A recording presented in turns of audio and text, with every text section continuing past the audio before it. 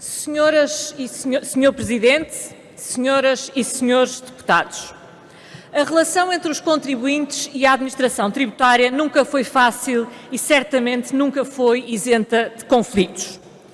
Mas nas últimas semanas assistimos a um rol de acontecimentos e de notícias sobre esses acontecimentos que ultrapassaram todos os limites. Não só os da proporcionalidade, mas também os do bom senso e os da razoabilidade. Começou com a notícia, aliás, depois confirmada, de que estavam a ser realizadas operações STOP, não para tratar da segurança rodoviária, mas sim para cobrar dívidas fiscais, numa operação que teria sido batizada Ação sobre Rodas e em que terão participado 20 elementos da administração tributária e 10 militares da GNR. Durante esta ação, as autoridades fariam o cruzamento das matrículas das viaturas com a situação dos proprietários no fisco, convidando, para utilizar um eufemismo, os cidadãos com dívidas a pagarem esses valores. Caso não o fizessem, a GNR e a administração tributária estariam em condições de penhorar as viaturas. Ora, conhecendo nós, como conhecemos, a agilidade com que o fisco registra dívidas e a dificuldade com que depois hesita em registar quer o seu pagamento, quer a sua reclamação, é bem fácil de perceber o completo abuso e a desproporcionalidade desta atuação e as enormes injustiças e até mesmo absurdos a que ela pode conduzir.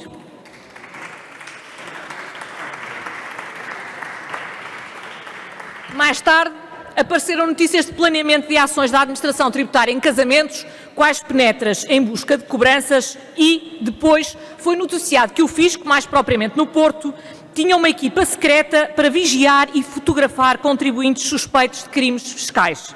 Ou seja, vigilância, seguimentos e recolha de material fotográfico relativo a sinais exteriores de riqueza.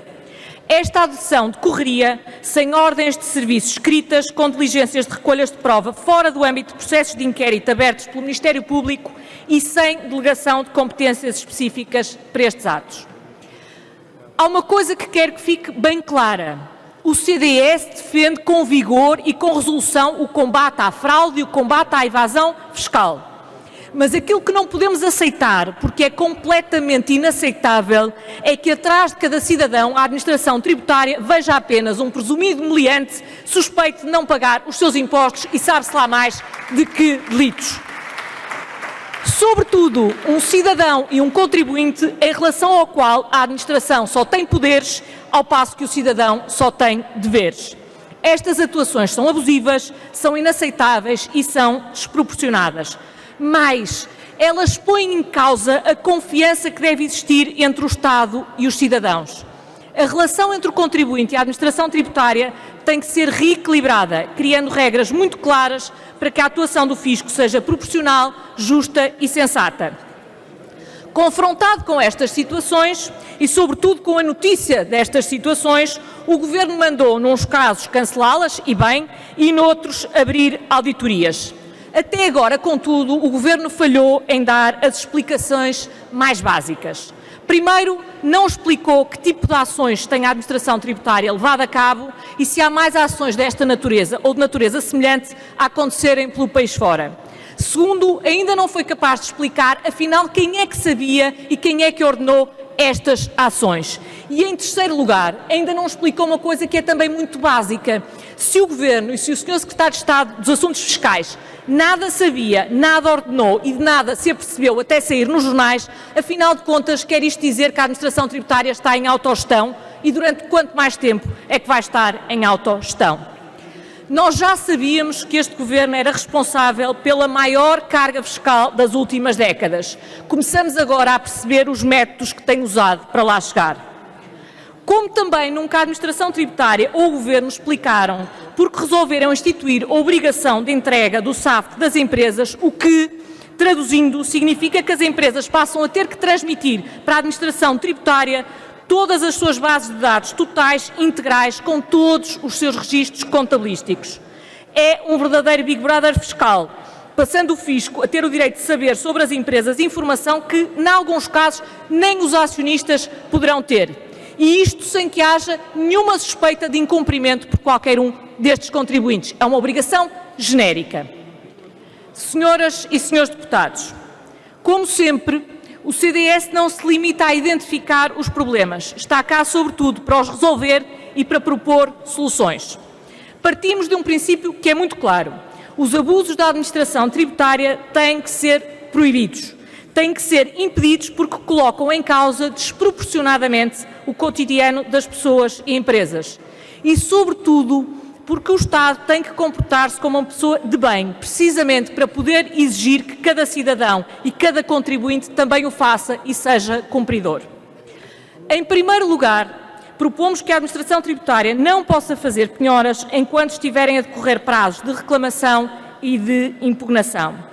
Ou seja, muitas vezes a administração tributária alega que existe uma dívida quando o contribuinte já a pagou, tem acontecido, ou que o contribuinte considera que não existe, por alguma forma quer reclamar ou impugnar. Não deve haver penhora enquanto ainda está a decorrer este prazo de impugnação e de reclamação.